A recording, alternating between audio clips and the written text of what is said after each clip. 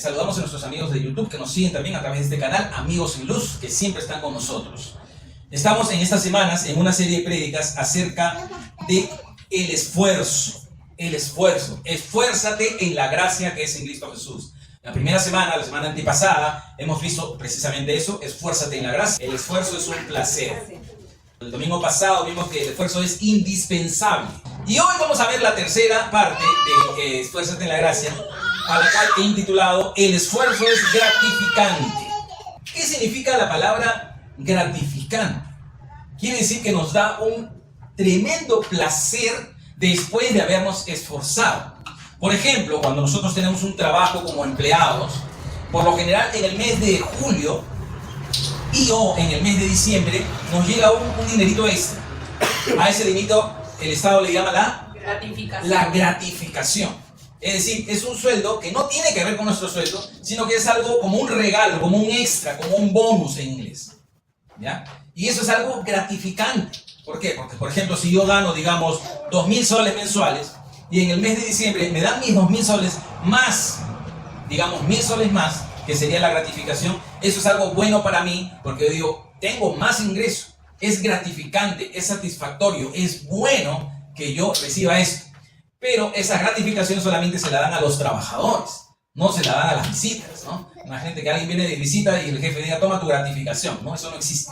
Solamente se le da la gratificación a aquellos que han trabajado, a aquellos que se han esforzado. En lo espiritual es exactamente lo mismo. Cuando yo me esfuerzo, entonces viene una gratificación. Es gratificante. El esfuerzo ha dado su fruto. Y hay un montón, infinidad de ejemplos en la Biblia que nos hablan de lo gratificante que es esforzarse. Pero yo quiero mostrarles solamente un ejemplo en esta mañana. El ejemplo del Señor Jesús, que lo encontramos en el capítulo 53 de Isaías, donde se nos habla del siervo sufriente. Que como ya hemos visto, el siervo sufriente es indudablemente el Señor Jesús. ¿Se acuerdan el día que vimos cómo interpretan los judíos al siervo sufriente? Los judíos creen que Isaías 53 habla de ellos, del pueblo de Israel. Pero ese es un error total y garrafal. Isaías 53 habla indefectiblemente del Señor Jesús.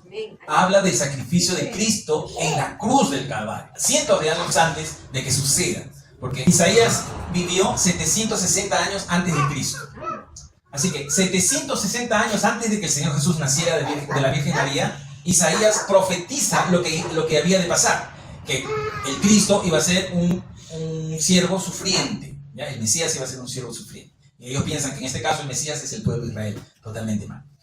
Así que este siervo sufriente se esforzó mucho. Y podemos leerlo ahí en Isaías 53. Ya lo hemos leído varias veces en el pasado, pero vamos a volverlo a leer. Isaías 53 dice: ¿Quién ha creído a nuestro anuncio? ¿Y sobre quién se ha manifestado el brazo de Jehová? Subirá cual renuevo delante de él, y como raíz de tierra seca. No hay parecer en él, ni hermosura. Le veremos más sin atractivo para que le deseemos. Despreciado y desechado entre los hombres, varón de dolores, experimentado en quebranto. Y como que escondimos de él el rostro, fue menospreciado y no lo estimamos. Ciertamente llevó él nuestras enfermedades. Y ya hemos visto que las enfermedades nos habla del pecado, llevó nuestros pecados, son enfermedades espirituales, no son las enfermedades físicas necesariamente. Llevó nuestras enfermedades y sufrió nuestros dolores. Y nosotros le tuvimos por azotado, por herido de Dios y abatido. Versículo 5. Mas él herido fue por nuestras rebeliones, molido por nuestros pecados. El castigo de nuestra paz fue sobre él, y por su llaga fuimos nosotros curados. Versículo 6. Todos nosotros nos descarriamos como ovejas, cada cual se apartó por su camino, mas Jehová cargó en él el pecado de todos nosotros. Angustiado él y afligido, no abrió su boca. Como cordero fue llevado al matadero. ¿Está hablando de Jesús o no? Por supuesto. Y como oveja delante de sus trasquiladores, enmudeció y no abrió su boca. Versículo 8. Por cárcel y por juicio fue quitado, y su generación, ¿quién la contará? Porque fue cortado de la tierra de los vivientes, y por la rebelión de su pueblo fue herido. Y aquí viene lo que quiero decir, versículo 9. Y se dispuso con los impíos su sepultura, mas con los ricos fue en su muerte. Aunque nunca hizo maldad, ni hubo engaño en su boca. Con todo eso, Jehová quiso quebrantarlo, sujetándole a padecimiento. Cuando haya puesto su vida en expiación por el pecado, ahí está lo que quiero decirles, verá linaje, vivirá por largos días, y la voluntad de Jehová será en su mano prosperada. Versículo 11, y acabamos ahí. Verá el fruto de la aflicción de su alma, y quedará satisfecho. Por su conocimiento justificará mi siervo justo a muchos, y llevará las iniquidades de ellos. Todo ese capítulo 53 de Isaías nos habla del Mesías, del siervo sufriente de Dios, que es indubitablemente el Señor Jesús. Es el meollo del Evangelio, es el meollo del cristianismo, que Cristo cargó nuestros pecados en la cruz y de esa manera nos redimió de la maldición de la muerte. Habla del Señor Jesús. Y en los versículos 10 y 11 nos decía, la segunda parte del versículo 10, verá linaje. O sea, después que haya puesto su vida en expiación por el pecado, versículo 10, cuando haya puesto su vida en expiación por el pecado, verá linaje, vivirá por largos días y la voluntad de Jehová será en su mano prosperada. Y el 11 dice, verá el fruto de la aflicción de su alma y quedará satisfecho. Es decir, todo el sacrificio de Cristo, ¿para qué? Para que vea linaje, en primer lugar, y en segundo lugar, quede satisfecho. Ahí encontramos la palabra satisfacción, gratificación. El Señor Jesús no hubiese podido obtener lo gratificante de su sacrificio si no hubiese hecho un sacrificio. Imagínense que cuando Satanás tentó al Señor Jesús y le dijo, todos los reinos de la tierra te daré si postrado me adoras. Imagínense que si Jesucristo hombre hubiese accedido a esa tentación y no hubiese ido a la cruz, entonces el plan de Dios no se hubiese podido realizar y no existiría un pueblo de Dios ahora mismo. Claro que es imposible que eso haya sucedido, pero si hubiese sucedido, nosotros no seríamos pueblo de Dios, no tendríamos la salvación. Pero por cuanto Él desobedeció a Satanás y obedeció a su Padre Dios y fue a la cruz y sufrió en la cruz, entonces ahora Él puede ver linaje. ¿Qué cosa es linaje? Es precisamente su pueblo, nosotros, su iglesia. ¿Cuántos de los que están aquí son linaje de Dios? Amén. Nosotros somos linaje. El apóstol va a decir, mas vosotros sois linaje escogido, nación santa, pueblo adquirido por Dios para que anunciéis las virtudes que os llamó de las tinieblas a su luz admirable. Así que somos linaje. Somos linaje. Es decir, que somos hijos por su gracia. Pero para que esto suceda, tuvo que haber habido el esfuerzo del siervo sufriente. Cargar la cruz fue un gran esfuerzo. Y más con el pecado de la humanidad sobre sus hombros fue un gran esfuerzo. Ser crucificado, ser clavado en el madero fue un gran esfuerzo. Pero después de todo ese esfuerzo, después de todo ese sufrimiento, al tercer día resucita entre los muertos y recién ahí Él puede ver linaje, puede ver el fruto de su esfuerzo. Bien, hay mucho que ver en Isaías 53, pero vamos a dejarlo ahí por el momento. Vamos a Lucas capítulo 4, un versículo que vimos el día de oración el miércoles. En Lucas capítulo 4, especialmente el versículo 6, nos habla de la tentación de Jesús. Vamos a recordar un poquito. El Señor Jesús inicia su ministerio de esta manera. Hace un ayuno de 40 días. Y dice que al final de ellos tuvo hambre, lo cual nos indica de que su ayuno no fue de alimento y agua, sino solamente de alimento. Es decir, que sí bebió agua. Porque no dice que tuvo sed, sino que dice que tuvo hambre. Pero en ese interín, dice en el capítulo 4 de Lucas, el versículo 6, desde el 5 puede ser, esto lo vimos el miércoles, dice, y le llevó el diablo a un alto monte y le mostró en un momento todos los reinos de la tierra.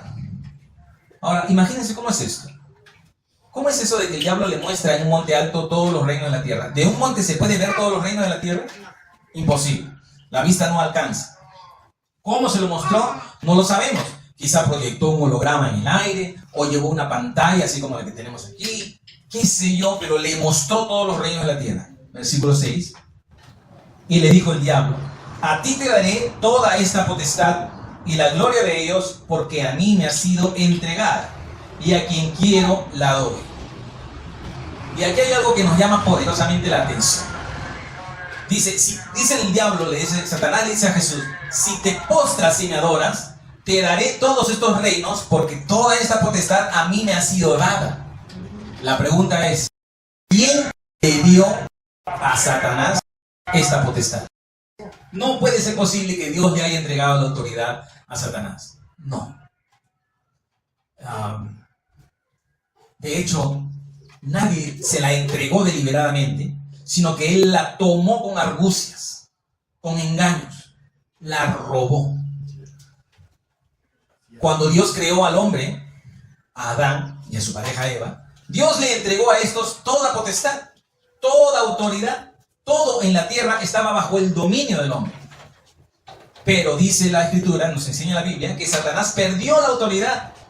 ¿Y contra quién la perdió? Contra el diablo, porque el diablo utilizó de argucias legales. Es como un abogado. Los abogados defienden únicamente causas justas o también defienden causas injustas. También. ¿Solamente defienden los abogados a los inocentes o también defienden a los culpables? Lo lógico sería que un abogado defienda únicamente al inocente. Y cuando tiene la previa entrevista, porque tiene una entrevista, ¿no? Con un acusado, digamos, si el acusado le dice, sí, yo lo hice, yo soy culpable, yo asesiné o yo robé, yo hice esto, lo lógico sería que el abogado diga, entonces no puedo defenderte, ¿no? Sin embargo, por dinero, el abogado dice, te voy a defender. Es decir, voy a mentir delante del juez para hacer parecer que tú eres inocente. ¿Saben ustedes cómo se dice abogado en inglés? Abogado en inglés se dice lawyer. ¿Ya? Aprendamos esa nueva palabra. Lawyer. ¿Y saben cómo se dice mentiroso en inglés? Se dice liar. Así que la palabra abogado y la palabra mentiroso son muy parecidas. Lawyer, liar. Solamente varía en una sola letrita. Es casi lo mismo. De hecho, hay una película que se llama así, Mentiroso, Mentiroso, con Jim Carrey. Eso es una buena película, ¿ya? Y en una ocasión, al hijo del abogado, al niñito, la maestra le pregunta a todos los alumnos, ¿a qué se dedica tu papá? Ah, mi papá es esto, mi papá es esto otro, mi papá es esto. Y cuando le toca al niñito hijo de Jim Carrey, ¿a qué se dedica tu papá? Dice, mi papá es mentiroso. Y todos se ríen. ¿Cómo que tu papá es mentiroso? ¿Qué significa eso que tu papá es mentiroso? Él quería decir abogado, pero se equivocó. En vez de decir lawyer, dijo liar. Un juego de palabras. Y es que los abogados, para defender a alguien, tienen que mentir. Lo cual hace que la abogacía sea una profesión corrupta. Lamentablemente es así. La abogacía es una profesión corrupta. Entre paréntesis, puedo decir que también existen los abogados cristianos. De hecho, yo tengo algunos amigos que son abogados y ellos no defienden a los culpables. Únicamente defienden a los inocentes. Porque si ellos saben, para defender a un culpable tienen que mentir y como creyentes que son, no pueden mentir. Satanás también es como un abogado, ¿no, ahorita? Satanás es como un abogado mentiroso, usurpador, ladrón, pero no es ilegal. Entiendan esto. Es astuto, pero no es ilegal. ¿Saben por qué Satanás no es ilegal? Porque en el espíritu no se puede hacer nada ilegal. No se puede, es imposible. No se pueden quebrantar las leyes espirituales. No se puede. Pero sí se puede manipular. Él es manipulador, él es astuto. Y con la manipulación y la astucia que le caracteriza, engañó a Adán, empezando por Eva. ¿Recuerdan ustedes? Él no habló directamente con Adán. Él habló con Eva. Y le dijo así que Dios les ha dicho que no toquen de ningún árbol de huerto. Y la mujer, no. El Señor nos ha dicho que no comamos del árbol de la ciencia del bien y del mal. Y el diablo dice, no, hombre, ¿cómo se te ocurre? No vas a morir. Al contrario, el día que tú comas del fruto, tus ojos serán abiertos. Pregunta, ¿mintió Satanás ahí? No. En realidad no, porque no puede manipular la ley con mentiras, pero sí la puede manipular con argucias. Era una verdad a medias, porque ellos comieron del fruto y no murieron inmediatamente, pero sí murieron espiritualmente. Y en ese momento de la desobediencia es que se inicia la brecha entre los hombres y Dios. Hay pecado, y como Dios no puede habitar juntamente con el pecado, hay una brecha, hay una ruptura, se rompió el puente. El hombre perdió, ¿qué cosa? La potestad, perdió la autoridad, perdió el dominio, perdió todo, y el diablo la arrebató para sí. Por miles de años el diablo la tuvo, Pero Dios tenía que recuperar esa autoridad para devolvérsela al hombre, para devolvértela a David. Así que Satanás le dice a Jesús, Jesucristo hombre, si tú te postras ahora mismo, la potestad que me ha sido dada, te la entregaré a ti. Pero el Señor Jesús le responde, versículo 7, respondiendo Jesús le dijo, vete de mí, Satanás, porque escrito está, al Señor tu Dios adorarás y a Él solo servirás. Y es que el cristiano cuando sea tentado debe responder con la palabra. Cuando tú citas la palabra, ahí hay poder, porque la palabra de Dios tiene poder. Ojo, la de Dios. La nuestra no tanto. Hay un texto que dice, en tu lengua está el poder de la vida y la muerte. ¿Pero a qué se refiere eso? Si yo te digo, por ejemplo, Saraí, una palabra de desánimo, te estoy dando una palabra de muerte. Es decir, mi palabra te puede desanimar a hacer lo que tú tenías planeado hacer. Pero si te digo, Michelle, una palabra de aliento, hijita linda, mi amor, si te digo una palabra de aliento, entonces te estoy dando vida. La estoy animando, la estoy alentando. Mis palabras pueden animar o pueden desanimar. Pueden alentar o pueden desalentar. Pueden dar vida o pueden dar muerte. Eso significa el texto. Que en tu boca está el poder de la vida y la muerte. No significa de que lo que tú digas se va a hacer realidad porque estás utilizando el poder de la confesión. El poder de la confesión no es bíblica. ¿Ya? Pero sí hay poder en la palabra, en lo que está escrito. Entonces, lo que el Señor Jesús está citando la Escritura, y la Escritura dice, vete Satanás, porque le dijo, vete Satanás, porque la Escritura dice, al Señor tu Dios adorarás y solo a Él servirás. Hasta ese momento, el diablo tenía la potestad. Pero si nosotros avanzamos en el tiempo, ya el Señor Jesús inicia su ministerio, escoge a sus 12 discípulos y da todas las enseñanzas, sana a los enfermos, resucita a los muertos. Al final de sus días va a la cruz, es crucificado, es coronado con una corona de espinas, lo azotan, le dan latigazos, derrama su sangre. Al final, cuando entrega su vida, dice, consumado es, todo se realizó, todo está hecho. Y después, al tercer día, ¿qué pasó? El Señor Jesús resucitó. Y fíjense lo que pasa después de la resurrección. Vamos un ratito a Mateo capítulo 28. Mateo capítulo 28, versículos 18 y 19. ¿Quién tenía la potestad? ¿Quién tenía la potestad hasta este momento? El diablo, el enemigo, Satanás. ¿Por qué? Porque se la arrebató con argucias al primer Adán. Ahora vamos a ver quién tiene la potestad. Y Jesús se acercó y les habló diciendo, toda potestad me es dada en el cielo y en la tierra. ¿Quién tiene la potestad ahora? Dios, Jesús. Jesús. La recuperó. Él la recuperó. ¿Quién se la dio? ¿Quién le dio la potestad al Señor Jesús? Dios, ahí fue Dios, por medio de la muerte. Bueno, es correcto, sí. Él vino y la recuperó. Él mismo tomó la potestad que Satanás le había robado al primer Adán. Cristo es el postrer Adán. El postrer Adán recupera lo que el primer Adán pierde. Pero para que esto suceda, tuvo que haber habido un tremendo esfuerzo de Jesucristo, hombre. Tremendo, tremendo, tremendo esfuerzo. La vida del Señor Jesús no fue nada fácil. Él fue tentado en todo, igual que nosotros, con la diferencia de que Él no accedió a ningún pecado. Si ustedes escuchan de alguien que el Señor Jesús pecó, salgan huyendo de ese lugar, así como un maratonista de 100 metros planos. Porque el Señor Jesús jamás pecó, jamás falló. Él fue perfecto en todos sus días. El Señor Jesús no falló. Pero sí tuvo un tremendo esfuerzo. Y fue tan grande este esfuerzo que antes de ir a la cruz, dice que Él estuvo en una angustia tremenda y terrible, una angustia grandísima. Y decía, Padre, si es posible, que pase de mí esta copa. Se refería a la copa del bautismo del sufrimiento, porque hay muchos bautismos, ¿ya? Uno de los bautismos es el bautismo del sufrimiento. Que pase de mí este bautismo del sufrimiento. Pero también dijo, pero que no se haga mi voluntad, sino la tuya.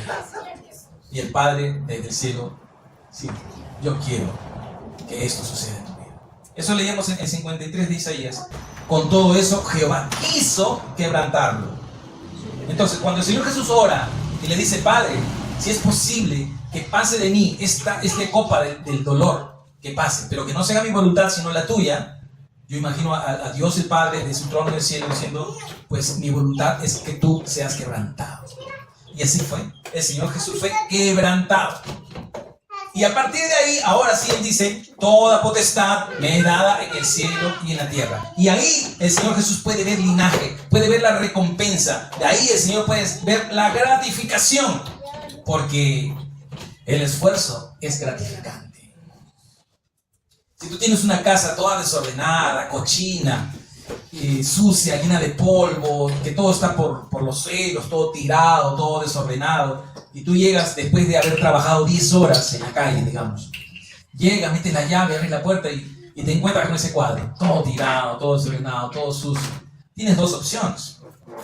Una opción es, bueno, estoy tan cansado de haber trabajado que voy a tirarme en mi cama, no importa cómo esté la casa. Y al día siguiente te levantarás y todo estará como siempre, desordenado, y no podrás arreglar porque tendrás que volver a trabajar. Y la otra opción es, no, voy a poner orden, voy a limpiar. Requiere esfuerzo. ¿Por qué? Porque estás cansado. No quieres hacer nada, solo quieres tirarte en tu cama. Pero te esfuerzas en limpiar, te esfuerzas en ordenar, te esfuerzas en poner todas las cosas en su sitio y que todo huela bien rico, a limpio. Entonces tienes una satisfacción tremenda. Porque el esfuerzo es gratificante. Cuando el Señor Jesús inicia su ministerio, Él dice estas palabras: arrepentíos porque el reino de los cielos se ha acercado. Ahora, el dispensacionalismo dice que el reino de los cielos va a suceder en un futuro, en lo que Apocalipsis capítulo 20 llama el reino milenial de Cristo. Mientras que la teología del pacto, que es lo que nosotros creemos, dice que el reino del Señor Jesús ya se inició. ¿Cuándo se inicia el milenio realmente? Seguramente ustedes han leído el capítulo 20 de Apocalipsis, ¿no? Seguramente. Vamos a dar una revisadita esta mañana. Dice, vi un ángel que descendía del cielo con la llave del abismo y una gran cadena en la mano. Y prendió al dragón, la serpiente antigua, que es el diablo y Satanás, y lo ató por 1000 años. Y lo arrojó al abismo y lo encerró y puso su sello sobre él para que no engañase más a las naciones hasta que fuesen cumplidos, ¿cuánto? 1000 años. 1000 años. Y después de esto debe ser desatado por un poco de tiempo. Y vi tronos y se sentaron sobre ellos los que recibieron facultad de juzgar, y vi las almas de los decapitados por causa del testimonio de Jesús y la palabra de Dios, los que no habían adorado a la bestia ni a su imagen, y que no recibieron la marca en sus frentes ni en sus manos, y vivieron y reinaron con Cristo, ¿cuánto? 1000 años. Versículo 6. Bienaventurado y santo el que tiene parte en la primera resurrección. La segunda muerte no tiene potestad sobre estos, sino que serán sacerdotes de Dios y de Cristo y reinarán con él 1000 años. Entonces, en el capítulo 20 de Apocalipsis varias veces se repite 1000 años, 1000 años, 1000 años, 1000 años. Pero en el resto de la Biblia nunca aparece esto. Este es el único sitio de toda la Escritura donde aparece un reino milenial de Cristo. Para entender Apocalipsis hay dos maneras. Hay dos maneras de interpretar Apocalipsis. Y una vez más, por enésima vez se los digo. Está la manera dispensacionalista y está la manera de la teología del pacto. Por favor, acuérdense de esas dos cosas. La dispensacionalista y la teología del pacto. Pero la teología dispensacionalista es una teología que está metida en la iglesia evangélica y casi todos son dispensacionalistas. Casi todos. De hecho, todos los que son pentecostales, todos los que son carismáticos, todos los que creen en hablar en lenguas y los dones del Espíritu, casi todos son dispensacionalistas, casi todos. Y el dispensacionalismo entiende el libro de Apocalipsis de manera literal. De hecho, cuando sucede algo en Medio Oriente, por ejemplo, cada vez que pasan cosas en el Medio Oriente, citan Apocalipsis. ¡Ah, ya ves! Ahí está escrito, se está cumpliendo la profecía. O cuando dicen, por ejemplo, que el río Éufrates se secará, porque Apocalipsis dice que el río Éufrates se va a secar. Y este año 2024, el río Éufrates se secó. No sé si ustedes leyeron las noticias. Y todos los dispensacionalistas dijeron, ya ves, la Biblia profetizó que el río Éufrates se iba a secar.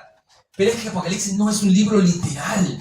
Apocalipsis es un libro simbólico. Cuando habla del río Éufrates está hablando de algo espiritual. Cuando habla de las calles de oro y mar de cristal, está hablando de algo espiritual, no es literal, no es físico. No es que vayamos a ir al cielo y vamos a caminar por calles de oro y que el mar del océano sea puro de cristal. No, ¿cómo te bañas? Pues si es de cristal, no se puede. Entonces es un lenguaje simbólico, es un lenguaje apocalíptico, no es literal. Todas las cosas que encontramos en Apocalipsis, todas son simbólicas. Cuando nos habla de 1000 años, también nos habla de algo simbólico. ¿Qué cosa significa el número 1000? Significa una gran extensión de tiempo, incalculable, nadie sabe cuánto es. Es algo muy largo. ¿Cuándo inicia el milenio? El milenio inició cuando el Señor Jesús, cuando Dios se encarnó.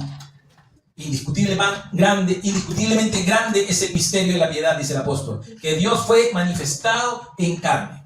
Y el apóstol Juan dice que nosotros vimos al Verbo, vimos su gloria. El Verbo se hizo carne y vimos su gloria como del unigénito Hijo de Dios. Y lo vimos entre nosotros. Ahí empieza el milenio. Ahí empieza el reino de Cristo. ¿Y cuándo acabará? Ese periodo de 1000 años acabará cuando Él venga por segunda vez. Sí, en su primera venida se inicia, en su segunda venida culmina el periodo de 1000 años. Ese es el reino de Cristo. ¿A qué quiero ir con todo esto? Que para que el Señor Jesús tome la autoridad, primero tuvo que atar al diablo. Dice el versículo 2, y prendió al dragón, la serpiente antigua, que es el diablo y Satanás, y lo ató por 1000 años. Acuérdense de esa palabra, lo ató por 1000 años. Acuérdense. Ahora con eso en la mente, vamos a buscar en el Evangelio de Mateo capítulo 12. En su casa pueden leer desde un poquito antes para que lo entiendan. Desde el 22, por ejemplo. Pero el 29 dice: porque ¿cómo puede alguno entrar en la casa del hombre fuerte y saquear sus bienes si primero no le ata? Entonces podrá saquear su casa. Ojo a eso.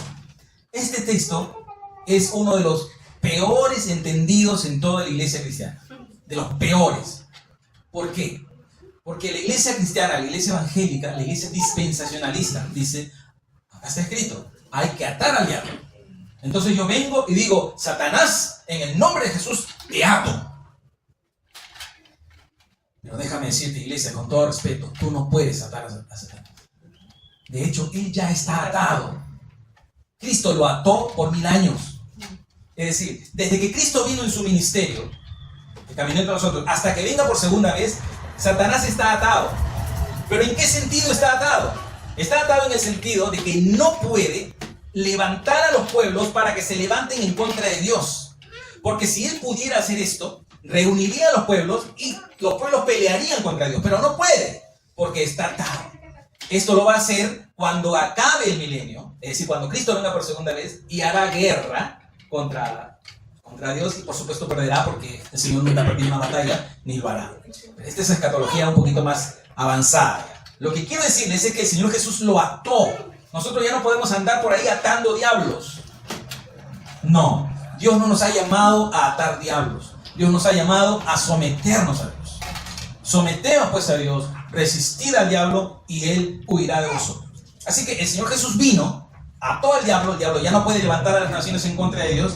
Y nosotros sí podemos ir a las naciones, porque toda potestad nos ha sido dada y podemos hacernos discípulos. Si el diablo no estuviera atado, nosotros no podríamos hacer discípulos. Ahora podemos, tenemos libertad. Él nos ha dado la autoridad, nos ha dado la potestad. Puedes ir y hacer discípulos a todas las naciones. Y para terminar esta parte, para terminar esta pequeña partecita, ¿qué es lo que Satanás hace? Como él no puede levantarse ya contra el Señor Jesús, no puede hacer nada contra el reino de Dios, no puede hacer nada en absoluto, lo que él hace ahora es ir a hacer guerra contra la descendencia de este, es decir, contra ti. Eso lo explica el capítulo 12 de Apocalipsis. Y no queremos entrar en interpretaciones, por favor, porque hay muchas maneras de interpretar, de las cuales solamente una es correcta. No queremos entrar en interpretaciones, sino que queremos ingresar en principios. Vamos a ver los principios escritos de la Escritura. En Apocalipsis capítulo 12, todo el 12, pero específicamente el versículo 13, para resumir, dice: y cuando vio el dragón que había sido arrojado a la tierra, persiguió a la mujer que había dado a luz al hijo varón. Y se le dieron a la mujer las 2 alas de la gran águila, para que volase de delante de la serpiente al desierto, a su lugar donde es sustentada por un tiempo y tiempos y la mitad de un tiempo.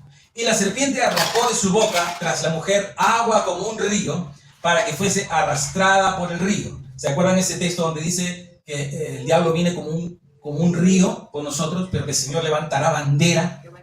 ¿No? Entonces, así venga Satanás como un río, tú estás seguro porque el Señor está contigo. Otra vez, la serpiente arrojó de su boca tras la mujer agua como un río, para que fuese arrastrada por el río. Versículo 16. Pero la tierra ayudó a la mujer, pues la tierra abrió su boca y tragó el río que el dragón había echado de su boca. Entonces el dragón, es tan importante, entonces el dragón se llenó de ira contra la mujer y se fue a hacer guerra contra el resto de la descendencia de ella, los que guardan los mandamientos de Dios y tienen el testimonio de Jesucristo. Pregunto, de los que están aquí, ¿quiénes guardan el mandamiento de Dios? ¿Sí? ¿Cuántos de los que están aquí tienen el testimonio de Jesucristo? entonces contra ti es la guerra. Contra ti. Lo que el diablo, lo que Satanás va a hacer es tratar de hacer guerra, no tratar, sino hacer guerra contra ti para que tú estés lejos de las cosas de Dios. Ese es su trabajo. Ahora, entre paréntesis, por favor. Tu trabajo no es echarle la culpa a él y echarlo de tu vida. No, ese no es tu trabajo. Tu trabajo es someterte a Dios. A él, al enemigo, no le digas nada. No le digas la palabra, no le digas ningún pensamiento. Nada, cero. Toda tu oración tiene que ser dirigida a Dios, no al diablo. Hay cristianos que se pasan la vida peleándose con el diablo. Y la Biblia no ordena eso. La Biblia ordena que te sometas a Dios. Así que este diablo te va a atacar a ti, pero tú tienes que poner tu mirada en Jesús. Y si él viene como un río, el Señor levantará bandera y será tu estandarte. Así que él viene a hacer guerra contra ti. Va a poner tropiezos contra ti para que no te congregues. Te va a poner 1001 objetos en el camino, distracciones. Que el trabajo, que la familia, que las relaciones afectivas, que los vicios, que las telenovelas, que las series de Netflix, que las horas extras en el trabajo. 1000 cosas para que tú quites tu mirada del Señor, para que no te esfuerces en la gracia, sino para que te esfuerces en tu propia labranza. Una cosa es esforzarse en la gracia y otra muy distinta es esforzarte en tu labranza.